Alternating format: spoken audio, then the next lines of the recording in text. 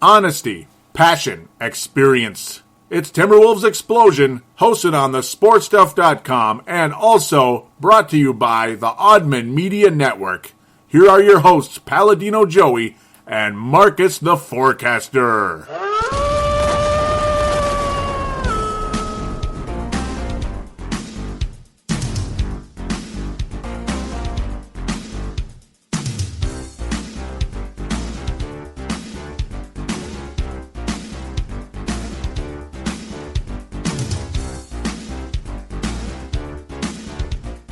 Hello again, Timberwolves fans. Are you ready for the explosion of Timberwolves basketball? We are ready here. I am joined by Audley Stephenson. I am your host, Paladino Joey. Welcome aboard, Audley. Hey, thanks for having me, Joey. This is awesome. This is the man from the oddman.com. You've elected to join the show. I really appreciate this. Yeah, no, my pleasure. You know, I've got a sort of long history in the world of podcasting, specifically with basketball, and I just have an affinity for podcasts. I like the way they provide a platform for people to express themselves and build an audience and gain credibility and do all sorts of wonderful things. So, I mean, that's how I kind of got my start, and I appreciate anyone that's out there doing their thing, man. So, thanks for having me again. Absolutely, yep, and thank you for having me on board the great Oddman Media Network as well.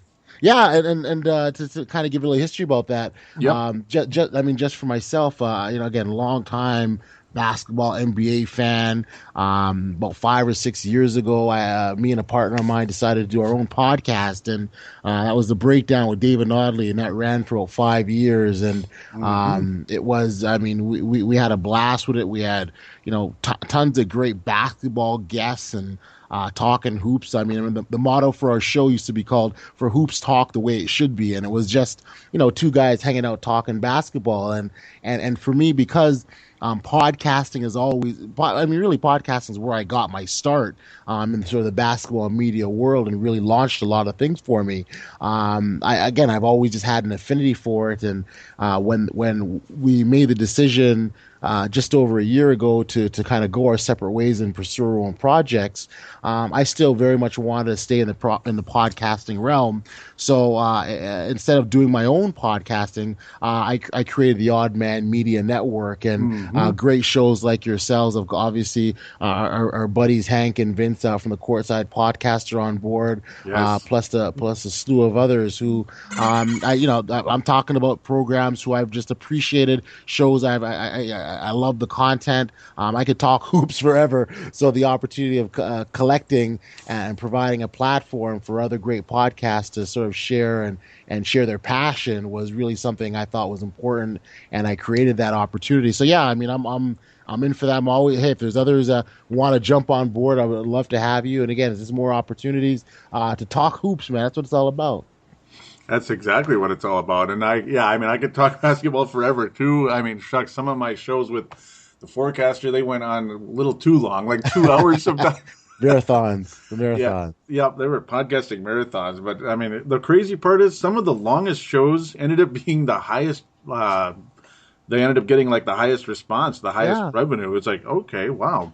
Well, you know what I think it really comes down to is people's ability to connect, and that's why, again, why I like podcasting.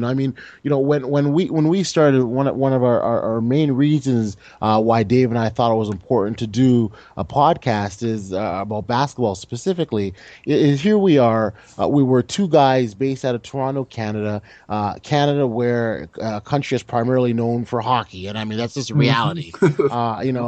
Hockey wasn't either one of our things. We were hoops guys from the beginning, and that's all we had a love for. So the opportunity to create our own content about basketball was big for us. And then what we found is we started to tap into this market of other basketball fans, guys that loved NBA hoops, guys that wanted to, or gals too, that wanted to sort of a platform to kind of share that passion. So I think when you're going back to your point about going on forever and connecting with people, I think that's really what it's all about. Shared passions. People can from all walks of life, from other ends of the planet, can sit down and talk about their mutual connection, which is basketball.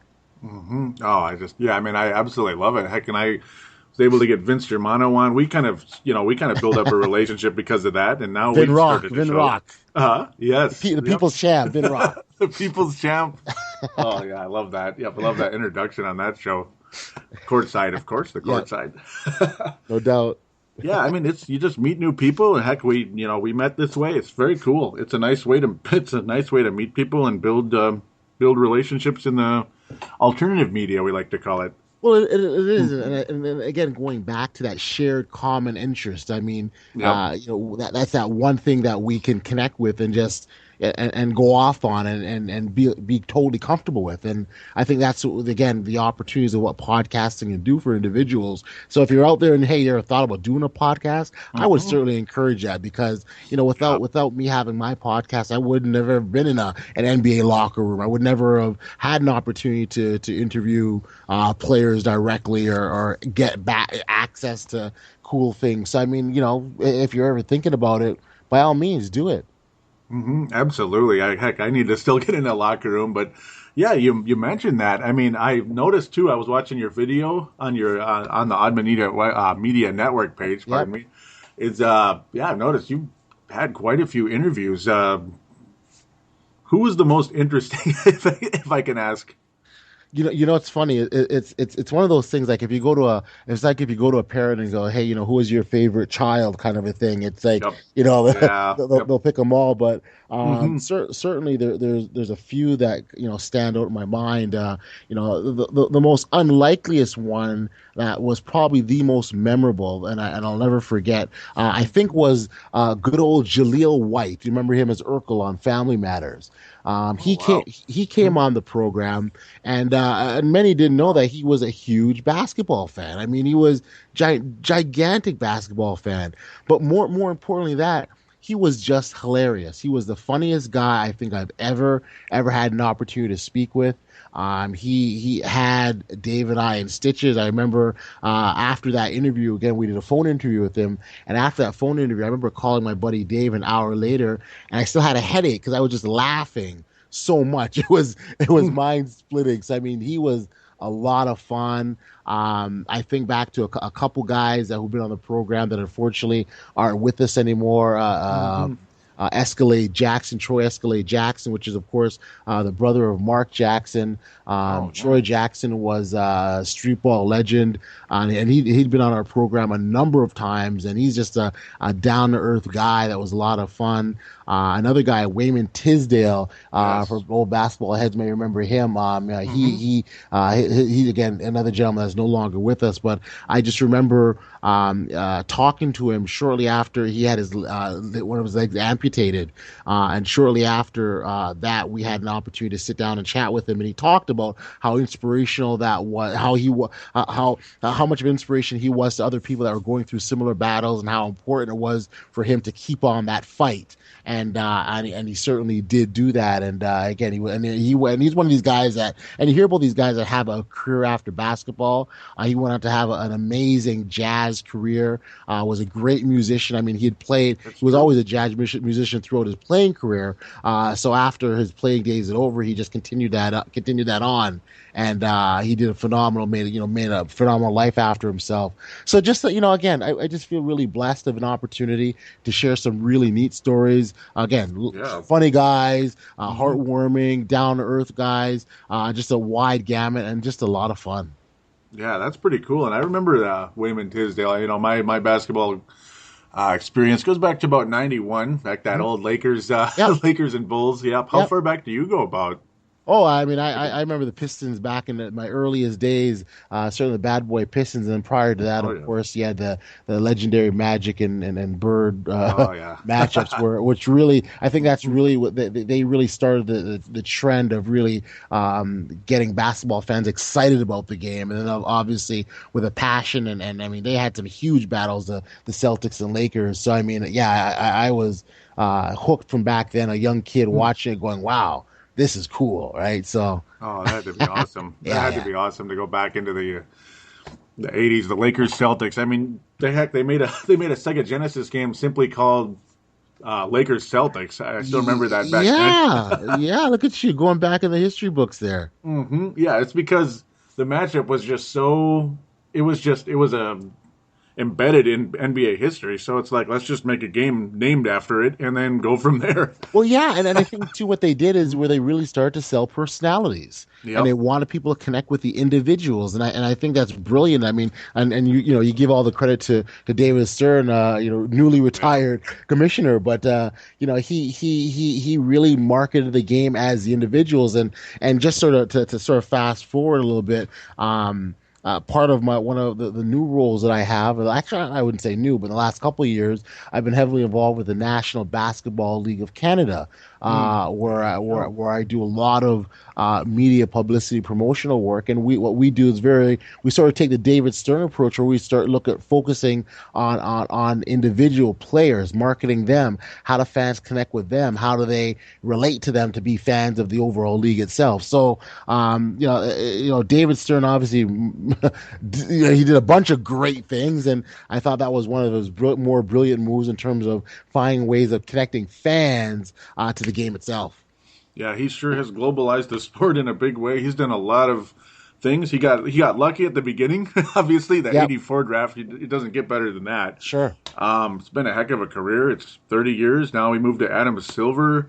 Yep. That'll be interesting. hope It for will, the best there. It should be though. I mean, it I'm will not. be. Yeah. No, Yep. I think what's happened is David Stern has laid down a really good foundation, and Yes. if Silver just sticks to that, Hmm. he doesn't have to go outside the box. If he sticks to just that, he'll be just fine. Yeah. I think one of the big things that we often forget about is that Silver has kind of been David Stern's right hand man for a long time now. Hmm. Especially over the course of the last year and a half, 2 years. I even go back to the last labor situation that they had. I mean, Silver was by his side every step of the way, so he's had an opportunity to get that literally that first hand mentoring from one of the best commissioners of all time. Yeah, that's going to be the encouraging part because Adam Silver. Yeah, I mean, obviously, all he has to do is follow in the footsteps, as you said. So things should work out in a good way. I mean, who knows? I'm I'm not too happy about the sleeves and all that and the advertising. I mean, that's something very debated. Yep.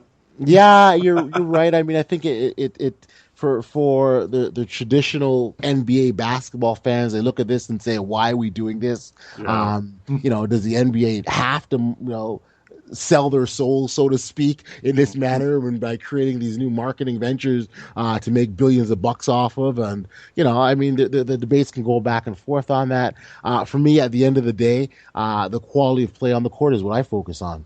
Yeah, and in the grand scheme of things, that's obviously what the NBA is all about is the quality of play. Oh, I mean, me, I'm like I always seem to favor like the older guys, but at the same time, the league is in good hands, as Michael Jordan once said about 10 years ago in his Yeah. final All Star game. That was cool when he said that.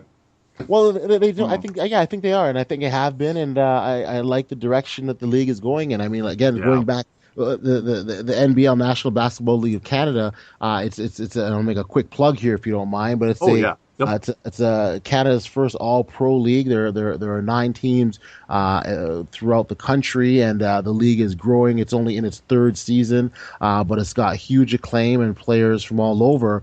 And the one thing that when we talk about planning at the league level, and really developing, growing, we oftentimes look at the NBA as a model. And we look at what the NBA is doing or has done or didn't try or wanted to try or whatever and we look at those as options. Because I mean, if greatness is out there, why recreate it? Just copy it. Yeah. I mean, if you can't beat them, join them, right? Sure, exactly, Yep. And exactly. yeah, you also do a podcast about that, yeah? Yeah, so my again, the podcasting bug has never left me. I always found a way Hmm. to get on a podcast or two. But yeah, NBL Canada Live is the name of the podcast, and that gives a weekly recap of what's gone on in the league. Again, with sort of my involvement, I've got a huge exposure to pretty much every team in every market. So that provides an opportunity to create really good content. And again, creating content for the league. So the podcast is something that I do. I'm also involved with a lot of the weekly recaps. I do a weekly top 10 for the National Basketball League of Canada, as well as the feature stories and a bunch of other behind the scenes stuff. So yeah, the involvement with the league keeps me very, very busy. And I never can seem to leave the podcasting realm. Yep, it's a bug. Once you have it, you can't get rid of it. Shucks. I mean, this is I do 4 shows. I'm kind of crazy. Nice, nice, I'm nice. nuts. Yeah, that's about what sums it up.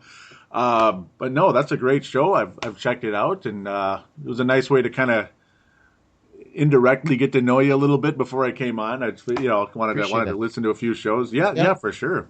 No, So, yeah, and I appreciate that. I think the mhm, with the direction of the league and where it wants to be, yeah. which is really the best basketball league next to the NBA, really is a goal. And when you look at year to year to year, the level of talent that comes in, it's totally doable. And those who are involved with the league at the league level are quite excited, and can't wait to see this thing explode and blow up.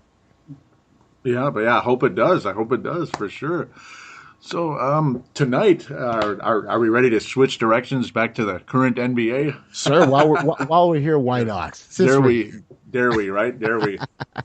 Hmm.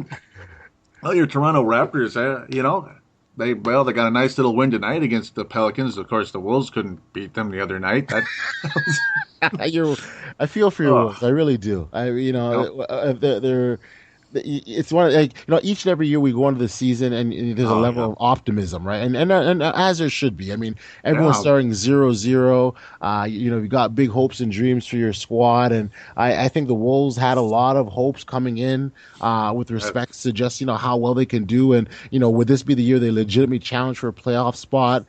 Kevin Love obviously has established himself as a premier player in this league, so it's just a matter of everyone else, so to speak. And I felt the optimism. I felt people feel like, hey, maybe this is a chance. And obviously, Kevin Martin going down doesn't help with the whole thumb. So mhm. it's playoffs. It doesn't look like they're out of the question. But I think at the end of the year, you still want to. You want to be striving for something, right? And Yeah, I think that's absolutely. that's that's what the Wolves are. The Raptors are kind of the other end of the spectrum. I think Yeah, we've been where you're at right now for a long, long time. So I feel your pain. Trust me, I do.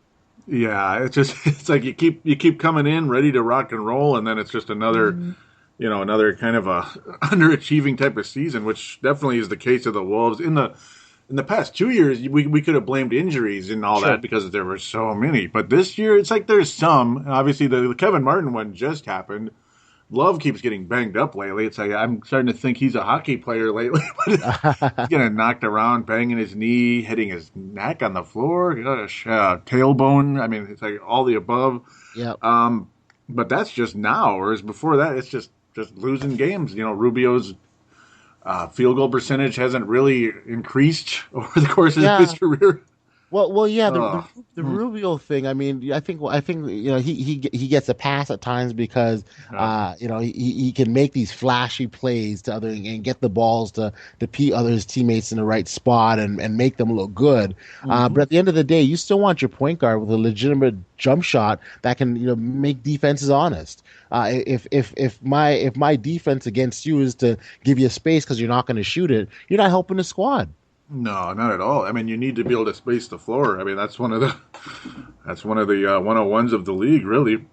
Sure, It's sure, and you want and you really want Rubio to come. I think my hope would have been, hey, Rubio goes in the offseason with the goal of making that jump shot better and yes, and coming in and demonstrating that. yeah, we're hoping hoping and praying for that to happen. It seems like it's year in, year out. There's always some kind of like world championships, Olympics, this and that, and then he'll go to that. And obviously that means practice time goes right out the window. And that's been one of the major issues we've been talking about in this town. Like hopefully we can just get him to stay here. He's expressed that he wants to, but it's another matter of like his country drawing him there as well. Obviously country of Spain. Yeah, I mean, and I get it. You want to show some loyalty to your country, but I mean, Yep. again, you need to raise that shooting percentage. You just it Yeah. just can't. You know, I think a starting point guard of this league has to shoot a minimum of at least 40%, and I Mm. mean, and that's not even Yeah. asking a lot. But I think that's where you need to be to make people reasonably honest. Absolutely. I mean, that's how the best ones have done it over the years, over many years. Uh, you have a point guard over there that I've been a fan of pretty much forever. Like since he was a Memphis Grizzly, I remember he was Mhm. rumored to be coming here. Believe it or not, in the once hated, now loved Kevin Love trade Yep, for yep, OJ Mayo. He was supposed to be coming back this way, and some of the trade ideas ultimately went to Houston not too much later, and then now to your Raptors. yep. I've been a fan of his for a long time. Yeah, you know what? Kyle Lowry has made a lot of fans this season here in Toronto. There are some Raptor fans that are sort of trying to sort of temper that excitement because he's in a contract year this year, Oh and yeah, and you've seen that many times where guys are playing for that contract, yep. and it's nothing new in professional sports for that matter. So, but I quite frankly put that aside. I look what this guy is doing on the court. When the Raptors traded away Rudy Gay, Hmm. what it really did was create opportunities and open up the space for players like DeMar DeRozan and Kyle Lowry and even Terrence Ross to be able to demonstrate what they can do. And up until this point, those three specifically have been delivering. And I look at the leadership of Kyle, and it's been phenomenal. He really is he really, he's a stud. He got 12 assists tonight against the Pelicans. He's a nice defensive player, good, well, improving field goal percentage. At least he's been over 40%. Yep. I'm a big fan of DeMar DeRozan as well. Terrence Ross, didn't he have that 50-point game just Yeah, recently? 50, yeah, 51. Yeah. My goodness, Yeah. 51. Yeah. Oh, Yeah, yeah. he went off, and I think fans are really excited about Terrence Ross because he's a real good kid. And I refer to him as a kid because obviously he's still quite young, but he's just Yep. really good, hunger to learn. Physically, his body still has to grow into the NBA shape, if you will, to Hmm. compete with the other threes at his position that he would have to guard. But I like the upside, and again, I hate to put it on make it about Rudy Gay, but certainly with Rudy Gay being in the lineup, taking the volume of shots that he did, I think it stunted the development and growth of guys like well, certainly Kyle Lowry benefited, but guys specifically like Terrence Ross and DeMar Yep. DeRozan. Yeah, big time. It's funny. It seems like everywhere it's there's just certain players like that when it's like when they get injured, all of a sudden the team's better. Sure. It's Yeah, like yeah. you hate to say it, but it just seems to be the case. Well, we saw that with Danny Granger in Indiana. I mean, he Yeah. goes down. He was the guy there Yep. for so many seasons, and he goes down, and all of a sudden, this guy named Paul George appears out of nowhere. Yeah. Lance Stevenson appears out of nowhere, it seemed, and really stamps and solidifies themselves as legit players in this league. So, it's one of those things where, in the case of Toronto, it's almost that whole addition by subtraction philosophy. Yeah, it's really been it's really happened a lot of times. It's Chris Webber in Sacramento. It seemed like when he went out, they got way better. But Indiana, oh my goodness. I mean, the the way they changed when the way like the emergence of Paul George and Lance Stevenson, it's been amazing. And look at them, number one team in the league right Sure, now. sure. Um, oh, Paul George, I try not to think about him too much because well, we took Wesley Johnson ahead of him a couple of years back. Oh, Yeah, yeah, yeah, that yeah, yeah, that yeah. hurts. Yep. Yeah, no, it's listen, Mm, you look back at these drafts, and I mean, if there was a crystal ball and as part of that yeah. future, I mean, you certainly would love to have that because there are a lot of guys that are out there. I mean, what I think back when the year we had the number one pick here in Toronto, we took Andrea Bargnani, Yep. LaMarcus Hmm. Aldridge was available that year. I mean, Hmm. and look, these guys are two ends of the spectrum right now. So yeah, it's drafts are tough, man. Drafts are tough. They are. It's so much. Oh, it's just so much. Like if this happened, oh my goodness, and if that happened, but then unfortunately this happened. And the guy who was turning out to be the number one star ended up having bad knees. We got acquainted with him last year, but I Okay. try not to say his name on the show. He killed us last year. $5 million for free. I hear you. Oh my goodness. But yeah, it's like, look at that. How great he turned out to be, and then no, and then again the next year with with Greg Oden. Number one Yes. pick, easy Yep. pick, but Yep. no. Well, No. I remember that year. It was older Durant, over to Kevin Durant, and Oh my. and it was made quite simply. You can't go wrong with either of those two, basically. And Yeah. Greg Oden proved that you could go wrong. Big time. Even though, yeah, it's just one of those things where degenerating knee situation, a lot like, well, obviously Roy, much worse, but still, I guess Odin's just as bad, unfortunately. Yeah, This unfortunately, happened right away. and you feel for Brandon because he while he was there, he did his job. Yep. And he was that guy, and he hit tons of big shots for the team. It was for Portland rather. Portland, yep, But yep.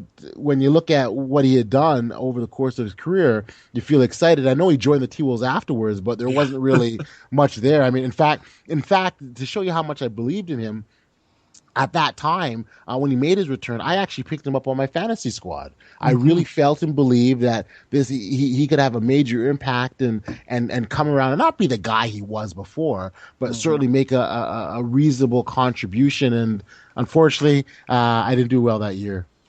Yeah, I mean, I thought he was going to be. I thought he was going to be good too. I really did, and you just got this vibe, and I was thinking, boy, they must really know something because the Timberwolves, David Kahn, Yes. didn't go after. He didn't pursue any other shooting guards after that, and I was like, wow, could it be that Roy is actually going to be starting material again? Obviously, Right. not Right. what he was, but starting material, 12, 15, 16 points a game. Sure. And I was like, oh my goodness, we really got someone here. And then, no.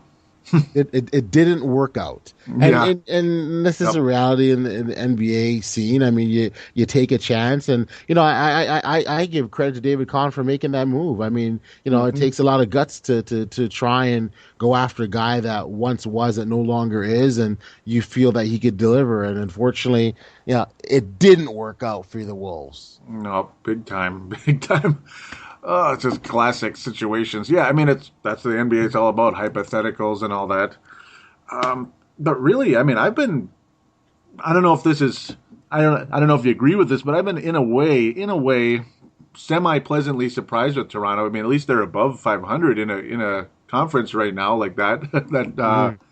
you have you have teams under 500 that would be in the playoffs. I mean, Yeah, it's I'll cool take to it. see Toronto doing well. Yeah, really. I mean, I'll definitely take it, and I think that in a year that there was lots of expectations, a team like Brooklyn who Oh yeah. are bringing it around, but I mean, they had a horrendous start, and not what everyone was expecting. You look at the payroll and that they're paying that team, they certainly, definitely, under delivered and didn't do what was expected. But I think Toronto just kind of capitalized on that. Yep. They're playing with consistency. Masai Ujiri, who the GM has brought together a collection of guys that are committed to working that sort of family atmosphere and doing Hmm. that whole togetherness as a team thing, and you like to see that. So Yeah. I think and Raptor fans here they're dying to go back in the playoffs again, and to think that they very well could have home court with the Yep. number with the top seed in their division. That's huge for the fan base. Yeah, it's very cool. They're winning the Atlantic Division in the Eastern Conference, and right now, I mean, who's to say they're not going to win that division? I mean, Brooklyn may sneak up and make a push at it, but I mean, I would hope Toronto could beat them at this point. That backcourt, I love it. Lowry, DeRozan, obviously Terrence Ross is emerging. Sure. Do you like Dwayne Casey? He obviously was our head coach for about a year and a half a Uh-huh. while back. Nice defensive minded guy.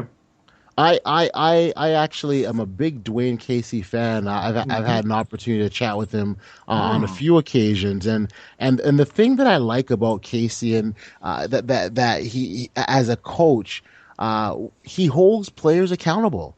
I think that's huge that you say to a player, look, regardless who you are, this is what needs to be done, and either you are doing it or you're not doing it. And I really do. I love that. I think it's fantastic that you hold players accountable and you say, look, if you're not delivering, you're going to sit, and we're going to go to someone else that can make it happen.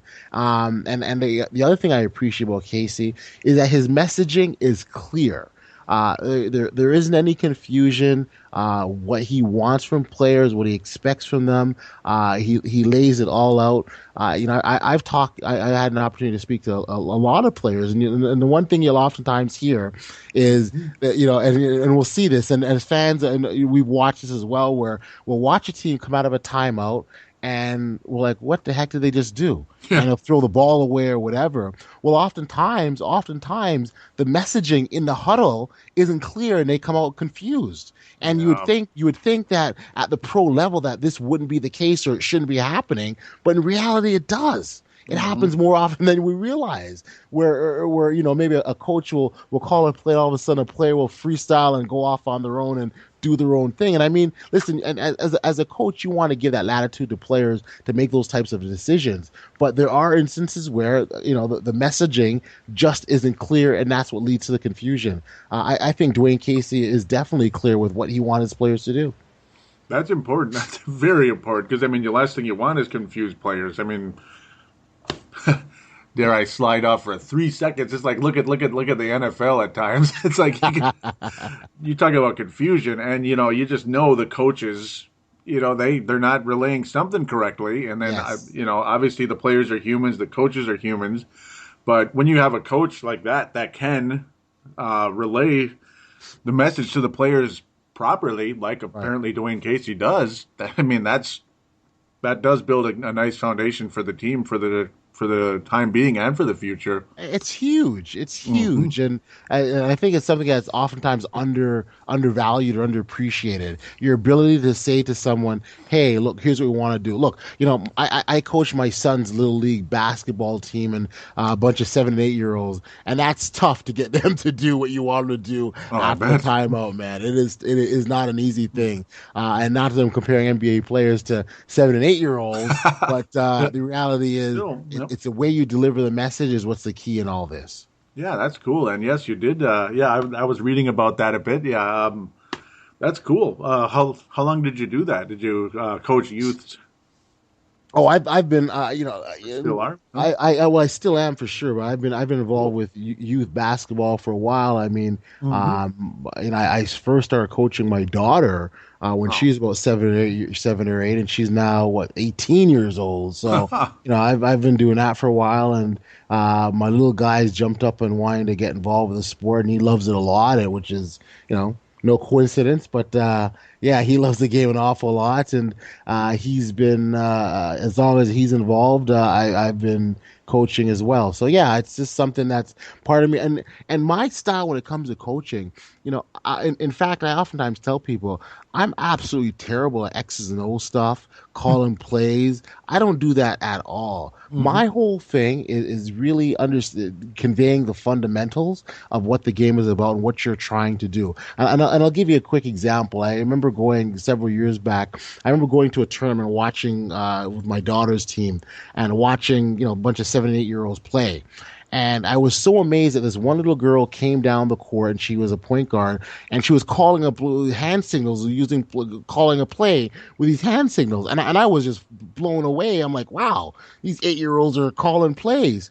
and what made it the most fascinating thing was somewhere, and this happens to kids all the time, where somewhere in all the commotion running around, there was a mix-up, and the girl that was covering the point guard that was making those hand signals ran off to cover someone else.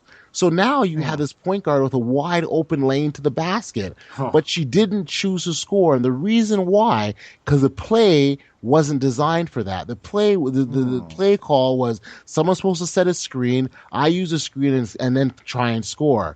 And that for me it spoke volumes, because here you have a child that doesn't understand that the goal is to score, not to run the play.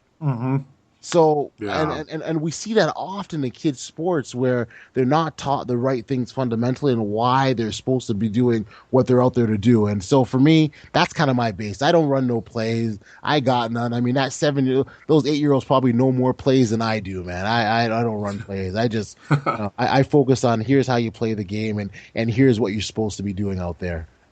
Yeah, fundamentals. I mean, it makes such a difference. It makes such a difference in sports, basketball, big time. I mean, yeah, I mean, you think about that, a wide open lane, and you're Yeah, just too take it. too stuck in the system. Don't do That's that. right. You got you got it. Yeah. And we even seen coaches at the pro level that do Oh, that where they've yes. got their system. I mean, the first guy that comes to mind is Jerry Sloan out in Utah. I Yep. mean, he ran it. This is how I run my team, Hmm. and this is how it has to be. And you can't argue with a guy who's worked for as long as it did and given him all the wins and success that it did. But at Yep. the same time, I think coaches have to be flexible. And I'm not talking about Don Nelson flexible back when he was a coach with the Knicks and he was giving optional practices. I mean, that's way over the way over the top. Yeah, it's too But I think nice. at the same time, you have to have some wiggle room for players to be themselves.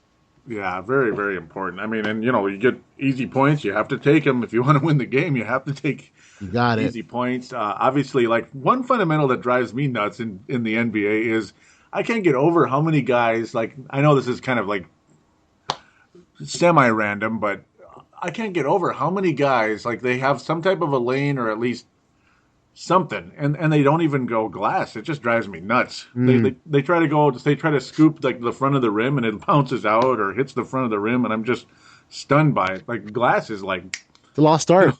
It's a yeah, lost start, man. I mean, guys big like time. there are a lot of guys like Tim Duncan that made a career off of going glass. I Hmm. mean, prior to him, another guy that was using glass a lot was Scottie Pippen. He used to go Oh yeah. glass a lot. But I mean, there aren't a lot of guys that do that. And maybe yeah, the whole idea of getting to the rim and attacking is the goal. But yeah, I'd Hmm. love to see a lot more players use that part of the game. Oh yeah, big time. I mean, big time. And like when they attack the rim, they still don't go glass, which is really nuts to me. Because to me, that's just automatic points going glass. They're too worried about style or whatever it is. I get really confused by that. I hear you. I Hmm. hear you loud and clear. Yeah, like is it too boring? It's like I'd rather win. That's it. Get the 2 points, right? That's what we're trying to do here. Yeah, absolutely. And I mean, I see that all the time with the Wolves. It seems like I don't know, and obviously it happens throughout the league. I can't just single out the Wolves of that, but phew,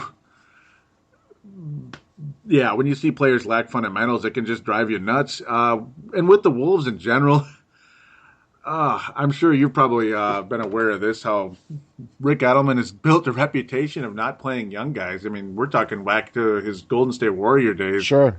That's something that's been kind of an ongoing discussion on the on the Facebook page for Timberwolves Explosion and Yep. probably message boards throughout ESPN and everywhere else. But um, yeah, that's another thing that drives me crazy with our coach. In comparison to Dwayne Casey, who I think was always patient with young guys, and they played Yes. well under him. And Yes. I Well, mean, Penny Floyd, yeah.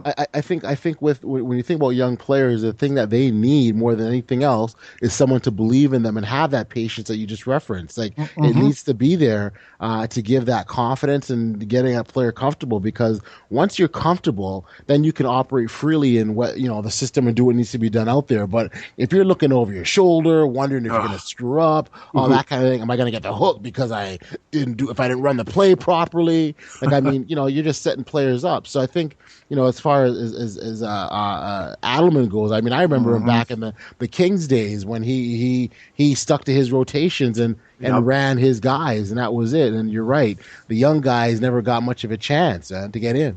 It's a horrible reputation he's built, and yeah, me and the forecaster went on and on about this in the last year quite a bit, and in going into this year, a guy by the name of Derek Williams, who now is on Sacramento because Adelman's not there, Yep, yep, yeah, he would always be looking over his shoulder because every time, say, well, no, he'd be playing well, but then he'd make some type of mistake, like he'd miss a layup or something. And you could just see him gritting his teeth. And then here comes the substitution alarm. yep, Oh, yep, there he goes. It's like, come on, Edelman. yep. Yep. Ugh, No. Yeah. Yeah. And you hate to see that, especially for young yeah, players, because that again that takes a huge shot on their confidence, right? yes. You want, and regardless, whether you're a young player or a vet player, you want guys to be confident to be Yep. able to go out there and do what they need to do to perform. If they are not confident, if you show me an unconfident player, and I'll show you a player that's not going to be successful. You have to believe that you can do what you want to do, and that confidence is instilled by the coach. Absolutely. I mean, that's what it's all about. The game of basketball is all about confidence.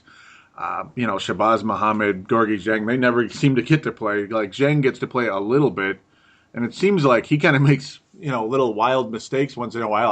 I don't know if that's because he's nervous out there or what. Shabazz Muhammad hardly ever gets to see the light of day, but then he does Hmm. play and he scores 12 points in like 16 minutes. Right, right, and So and that's what you want, right? yeah, And that's the stuff that you build off of. I mean, that's the stuff that you really take and you say, okay, I did this game. Now, what can I do the next one? And you start to build that momentum, and yeah, and you like to unfortunately, see that. yeah, and it's like, and unfortunately, the next game he gets like a minute and a half in garbage time. It's like, ugh. So that's where Adelman's not been building confidence in these guys. Some of us have been calling for his head already, which is kind of sad. But then again, I guess I've kind of been one of them the last few shows. It's like my hands being raised. Well, I mean, it's like the facts speak for themselves. There's a list going all the way back to Drazen Petrovic. Yes. Yeah, like a buddy of mine, Tane Wilson Brown, out of New Zealand, mentioned that on the Facebook page. I mean, Petrovic did not play for that Blazers team. Goes on to New Jersey, Yep. as they were called that then, and all the way up till just a year ago. Yep. And look how good he was before his unfortunate, accident. Yep. Yep. Yep. No, He I was hear so you. good. Yeah. He was, and what could have been. That was always a big thing on Drazen. Like, what Hmm. could have been or where he could have gone, how good he would have been. So Oh man. you never know. We never know. Yep. He was one heck of a shooter. Oh. Yep. And yeah, I mean that's the hope. The Wolves can. I don't know. I've got a sneaky feeling that that Adelman's not gonna last much longer, just because obviously we're under 500, which I just can't explain other than, well, they complain about how bad the bench is, yet you have a guy who can score. He might make mistakes in Sure. Shabazz Muhammad, but Right. Love was constantly complaining about we don't get any scoring from the bench, but there's a guy that would score, but the coach is not going to play him. I actually think that they need more scoring from the point. I mean, I Oh think yeah, that for me is, like yeah. when did Alexi Shved join you guys last year or the year before?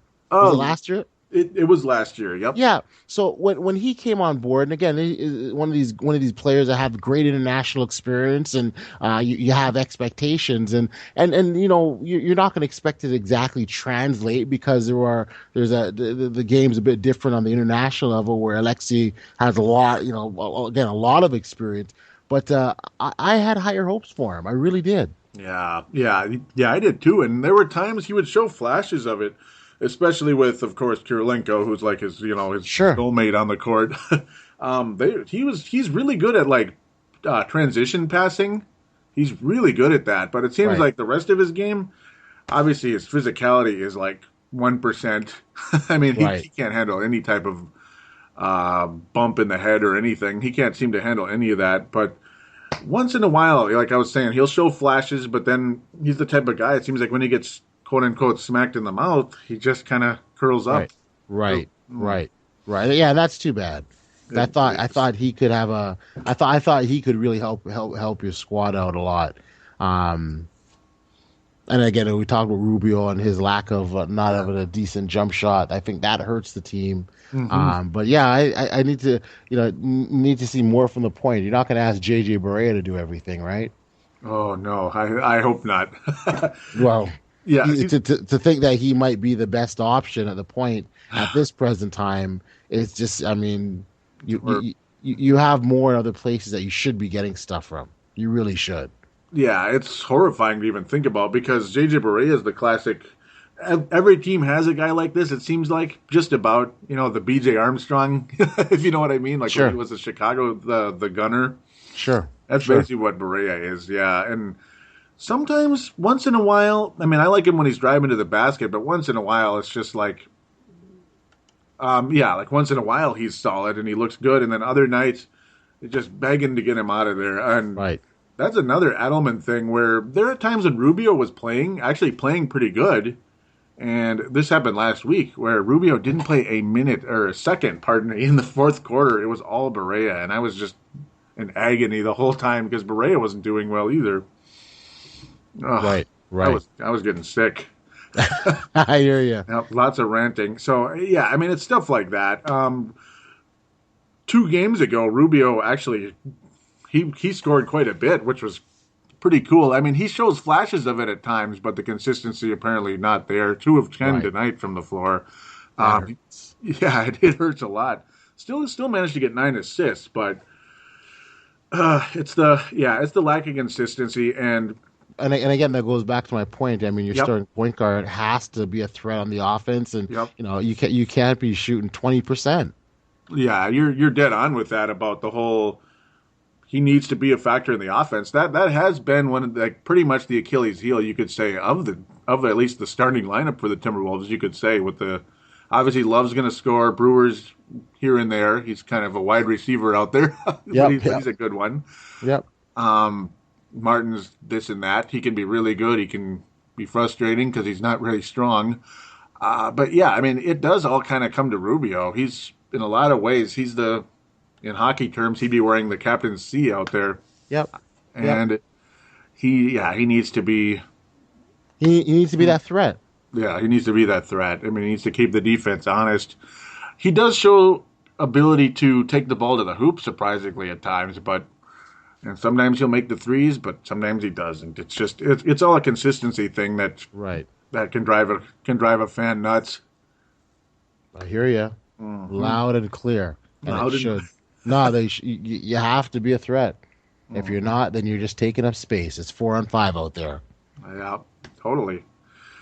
Oh man, I mean that's pretty much the whole root of the issue with the Wolves right now. It's hurt the numbers Yep. for Timberwolves explosion too because it took away the excitement a bit. Well, and I think it's unfortunate. I mean, the roster. I mean, I think when you talk about losing Kevin Martin obviously was a big one because you need to have a complimentary scorer Yep. to take the pressure off Kevin Love because you cannot ask him to rebound the ball, score, and make everyone better at the same time. And without that second or even third scorer, that's essentially what you're asking him to do. Totally. I can't disagree with any of that right there. One other quick stuff, maybe as we head towards wrapping up the segment here, is you're a professional speper, huh? Yeah, I kind pretty of dabble a little. I kind of dabble in a little bit of everything. What I essentially have done is looked at sort of, so again, my whole world is about basketball, and Yep. I've taken basketball and talked about how we can use that to within the context of leadership. So I talk about things like you don't have to be a point guard to be a leader, as an example. We oftentimes think that the point guard is a leader on the floor, where I offer up that you don't have to be a point guard. You could be any position on the floor, the center, the forward, whatever. Like, I mean, you can be you can display leadership, and the reason why I say that is that leadership isn't about what you say or the orders that you give. Leadership is about your actions and how you influence other people. So I mean that's where. So I take a lot of from the game of basketball because that's always been my thing, if you will. Yeah, and yeah. I translate that into the leadership perspective. I wrote a book last year called Gifts from Others, and that was on that is this very same vein of trying to impart sort of leadership lessons from just my own personal experiences and things that I've learned from people. That's very cool. Yeah, I mean, yep, and do Google that book out there. What was it one more time? Yeah, the website is giftsfromothers.com. Gifts from others. Okay. Yeah, it's a motivational quote book. and just a variety. There's over 600 quotes in there that I've personally written, and just along the lines of things to make yourself better, so to speak. So yeah, that was really the whole idea of writing that book, and I do speak when I'm able to find time in my days with everything else that I've got going on. I get out there and share the cool lessons I've been taught. Yeah, that's awesome. I mean, yeah, and there's one other there's a line too that I in your video I was like, huh, this is it. That's pretty cool. You said I don't have bad days, I have bad moments, and when I put that in perspective, that changes things. That's really cool. Well, it does. I mean, I think oftentimes you can put it you even think within the context of a game as an example. You don't if a basketball player misses a shot, one shot, they don't pack it all and say, well, that's it. They're that unconscious shooter where they go, well, then I'll have to make the next one. And so when you think that way in terms of I don't have bad days. I have bad moments. And my whole idea is to limit those and make those moments as small as possible so they don't take up my entire day because there's still lots of stuff to do. That's a very, very, very cool way to put things. I mean, and heck, I like how you tie it into basketball too. I tend to do that a lot when I talk as well. I tend to tie things into basketball, sometimes even football. It makes it more fun and you tie it together. It makes it more fun. Pardon me, and it also at the same time makes a lot of sense too. I mean, I miss a shot.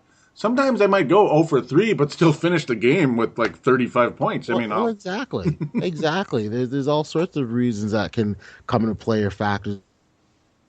But the key don't stop because what you thought or what you wanted didn't happen your way or whatever. You keep going, right? And that's really what it's about. You don't quit because you missed a shot. You keep on moving. So a lot of the messages that I deliver or speak to, they definitely are tied to the game of basketball and they're interwoven, if you will. And that's just been my thing and kind of what I do. So as a speaker, it's really about imparting something, with your audience that you can leave them with, that they can walk away and be better for that experience. So yeah. Speaking, I'm glad you asked about that because it's funny with all that I do. I probably comment or speak the most about the leadership aspect of my work because I'm just so wrapped up in my basketball. Yeah, and that's cool. I mean, and it is all about just keep battling. That's what it's all about. Well, yeah. When you get in those huddles in the fourth quarter, those coaches and they call a timeout, that's the type of message that they're delivering. Don't stop, keep grinding, keep working. We got this. We're gonna win. It's literally what it's all about. Just staying tough. No, I like that. I really enjoyed that. Really enjoyed that video and recommend it to anybody that wants to go to the Oddman Media, the Oddman.com. Ends up being the Oddman Media Network when you click on the network link, and you can check out all of our shows on there. I'm really proud to have them, and thank you again for coming on board. And again, it's for me the opportunity to share content and an environment that fosters the game of basketball and helps it grow and develop. Here in Canada, it's really, really important to us that the basketball does well, and I think it's only fitting that I'm a part of the first Canadian basketball league because of just my love for the game and wanting to see it do well here in Canada. Yeah, that's got to be awesome to be a part of something like that. It's like, you understand it's not the NBA, but it's something that can build towards it, and I think that's really neat, and it gives players an opportunity to show what they can do and possibly build to the next level. Well, it does. And you know what the biggest thing, and the biggest thing that I hear from a lot of players that play in this league, and I've never would have thought of this until they shared this with me, but a lot of players, you'd be surprised the number of players that do not want to go overseas, the number of players that want to stay close to home, the number of players who've never had a chance for the loved ones to watch them play. And all of a sudden, if you're from Detroit, and you're playing in Canada, well, that's just a stone's throw away. And now you have an opportunity for your family, your loved ones, who, for many, may have never ever seen them play. And if you think it through for a second, let's say, let's say you're a young player from Canada, and you get a scholarship to go to a Division I school, anywhere in the U.S., let's say. Well, if your family or friends aren't making that trip, they'll never see you play live. And then what happens is your college career ends. The next opportunity that you have, which isn't the NBA, comes overseas. Now you've gone overseas, and now your family and close friends have never seen you play professionally because you're not there. So the idea of playing in Canada close to home is intriguing for a lot of players, and a big reason why they elect to be a part of the NBL Canada League. Yep, that makes a big difference. All about, location. Exactly. That should be that should be the slogan of the league. That's it. In a sense, obviously, yeah, that makes a whole heck of a lot of sense. I mean, if I was a guy who wasn't quite NBA level that wanted to, keep playing, I'd probably, I'd rather play there than in Israel or something, Sure. Ultimately, just because, I think that'd be great. Really though, man, this was fantastic. I really appreciate it. Really, Well, I thank you for letting us go off on a tangent here. I know we were all over the place here, but no, I think again, this, for me, the opportunity to share and talk about stuff and the stuff that is important to me, and that happens to be basketball. Yeah, and I apologize if it was a bit all over the place. No, not at all. It was my pleasure. My pleasure. It's kind of a fun way to do the show in a way, I guess, and it's like we kind of introduce ourselves as well, like we're kind of. And, I'm still pretty new, obviously, to the Oddman Media Network, and it's nice to be a part of it. Also, yeah, letting, obviously, the listeners, yes, this is a bit more unorthodox version of Timberwolves Explosion, not quite reviewing games as much as more just having basketball conversation and letting you get to know the man behind the Oddman Media Network. That's what this is all about right here today. I appreciate that. I appreciate that a lot, and any time, by all means, and maybe we'll spend some more time talking about NBA hoops next time. Oh, yeah, that's fine. Yeah, no, that's fine. Yeah, but it's what it's all about. Too. Thanks again. Really appreciate you, and do check us out on the Oddman Media Network, and maybe we'll see some new shows on there at some point. For sure. Yeah. All right.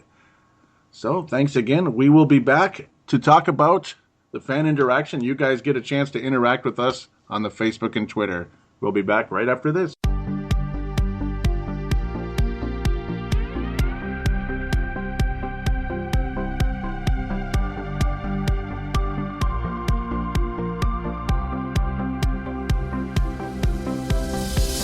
Do you shop on Amazon?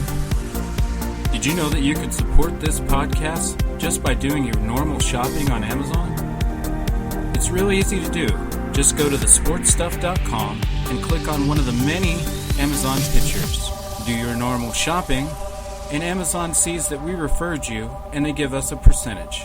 We'd like to thank you in advance for supporting thesportstuff.com, and please use our Amazon link. Now enjoy the rest of the show.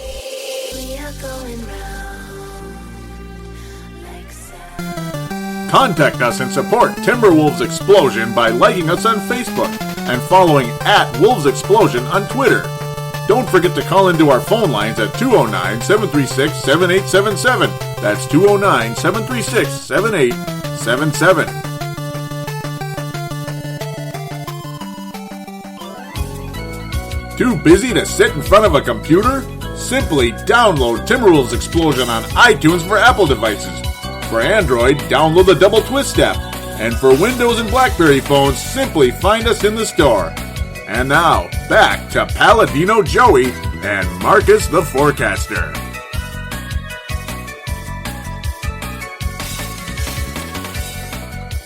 And we are back here on Timberwolves Explosion. It is time for the fan interaction segment. And wasn't Audley fantastic? Yep, he really was. And that's that's the guy right there behind the Oddman Media Network.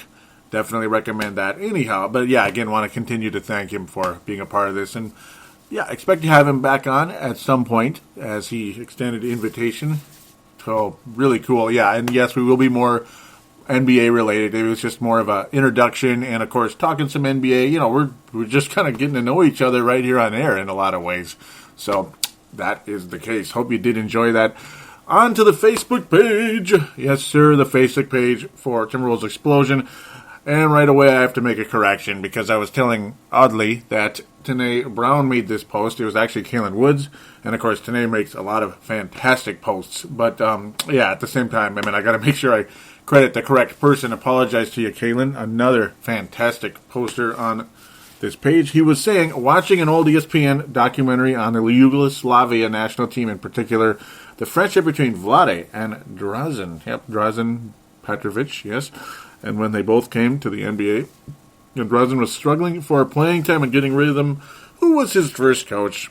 Adelman. And if someone who was considered the best player in Europe and one of the top players in the world couldn't get off Adelman's bench, what hope does Shabazz or Zheng got? That's pretty much a gold star right there, Kalen. That's pretty much a gold star statement. Yeah, Kalen's getting the gold star. Yeah, I mean, it's just so brutal considering the situation with Shabazz Muhammad. Me and, yes, the forecaster were watching the game, the recent game against the Pelicans that the Timberwolves lost and just pissed me off. Where Shabazz, actually, he kind of looks like Charles Barkley out there a little bit, actually. The way he kind of goes into the basket, kind of backs them into guys and stuff. He looked good when he finally did get to play. But then what did he get? What did he get tonight against the Houston Rockets? Yeah, like a minute and a half of garbage time. And it's like, yeah, the guy's not ever getting any stinking playing time. It's just incredibly frustrating. Kalen continuing saying, I know when watching the documentary I couldn't believe what I was hearing, that he couldn't get off the bench. Then I saw Adelman, and we all know what happened with Drazen. Once he got a chance, he turned into a budding star, which of course was with the New Jersey Nets, and of course tragically cut short, but was on the verge of getting the Nets good and relevant. And they were starting to become a decent team with him and Derek Coleman and such. I believe Kenny Anderson, yes. Yeah, he was on that team back then. Man, crazy. Oh, man. Tanae Brown saying, congratulations to Brewer on the birth of his son. And maybe we witnessed the birth of some Ricky Rubio scoring. Yeah, that was that Pelicans game. A very solid, a great game for Rubio. He was actually scoring points, especially with Kevin Love out of the lineup. He's like, heck, I need to start scoring now. And he did. Oh, Stu, I got a comment about something, and we're going to get to that soon. Something, yeah, Hank started a thread that got things going about Ricky Rubio's no good or whatever, not as good as Trey Burke. We're going to get to that here in a second. I just got to look at this freaking, it was the Blazer game. I called it the Pelicans. I apologize. The Blazer game. I knew it was somebody better than the Pelicans. Excuse me. And congratulations, Tristan Mayer, on kicking our butts in that fourth quarter, third and fourth, when the Wolves looked good for the longest time. Of course, no Kevin Love. Rubio really took charge in the scoring, as did Corey Brewer. Really, like, up their ante in the offense. Chase Bunninger shot 50% in that game from three and from the floor in general. Rubio shot almost 50%, had 25 points and 9 assists in that game. Just incredible game, and a sign of what could come with Ricky Rubio. Got to the line, 7 of 8 from the line from Ricky Rubio. We got to see a little more of that aggressiveness. We got to see it. I mean, if Kevin Love's in the lineup, do you really think Kevin Love is going to complain that Ricky Rubio is being more aggressive with the ball? You really think he is? And if he is, he's the worst leader in the league because he's not qualified to lead anybody if that's the case.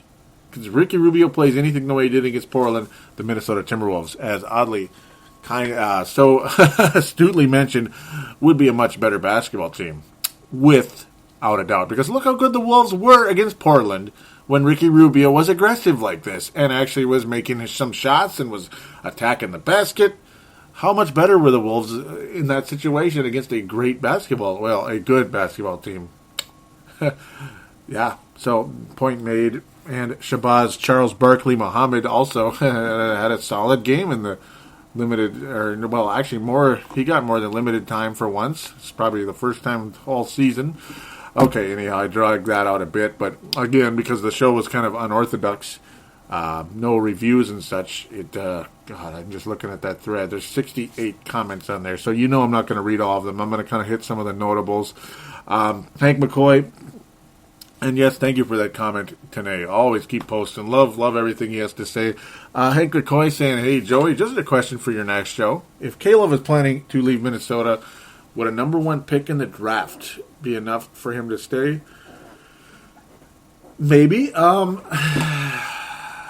Maybe. It's like yes and probably not. I mean, that's the thing.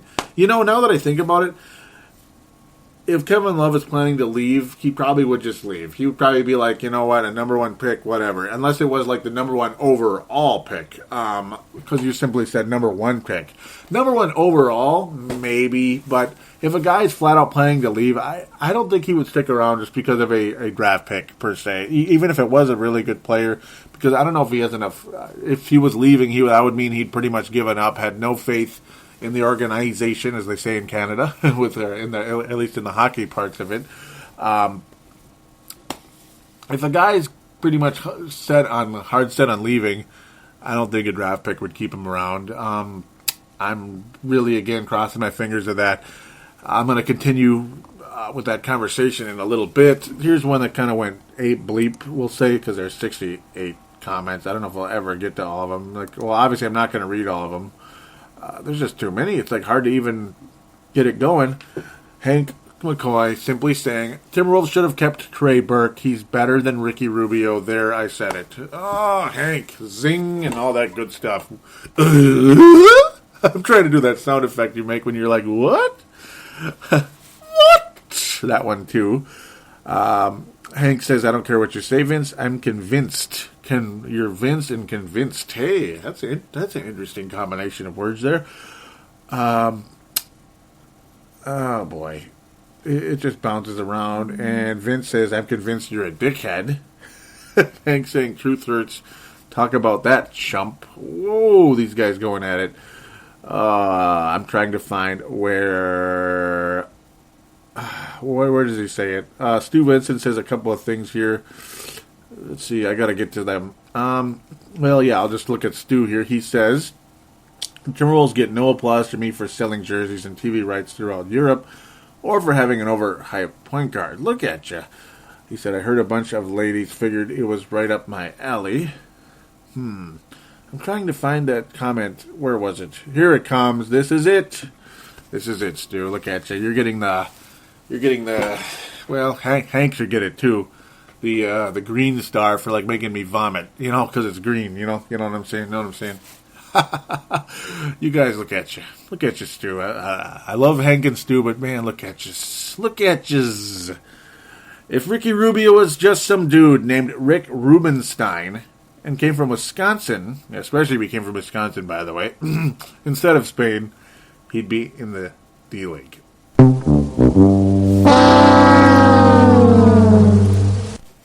Are you kidding me? Are you kidding me? Come on, Stu. I love you.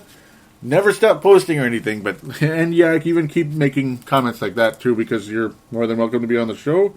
Opinions are absolutely welcome on this show at any time, even if they're opinions that, may differ from mine and differ from other people's. It doesn't matter. Go ahead and say Kevin Love's going to L.A. or Rubio sucks or Shabazz is this and that. I don't know what Shabazz is actually, other than he's kind of got a little chuck in him. Obviously, I know people are going to be like, what the hell, Joey? No, I mean, just similarities. That doesn't mean he's good like Charles Barkley, just the similar style of, his game is kind of like that. Not his talent yet. Maybe 50 years from now. Okay, I'm just kidding. Anyhow, I'm dragging this way too far.